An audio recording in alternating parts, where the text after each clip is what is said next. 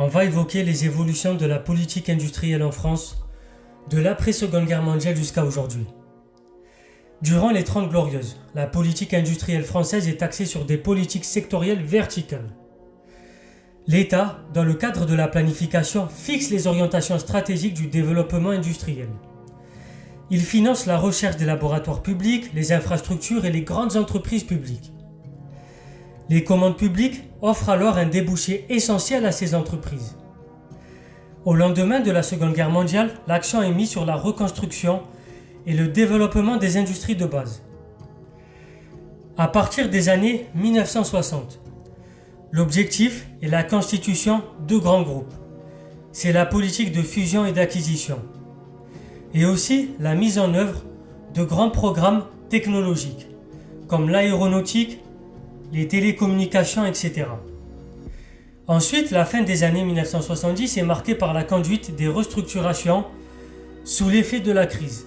C'est le désengagement des activités en déclin et les investissements dans des créneaux à haut potentiel.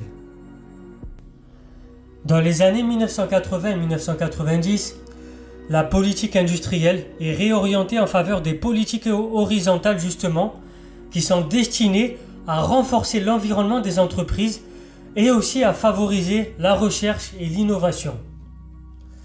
On dit que l'État producteur fait place à un État incitateur pour échapper aux sanctions de l'OMC et de la Commission européenne, qui chassent les pratiques anticoncurrentielles, je vous le rappelle. Depuis le milieu des années 2000, la politique des pôles de compétitivité renforce cette orientation. L'État finance des projets locaux, innovants et qui reposent sur la coopération entre les centres de recherche, les grandes entreprises et les PME.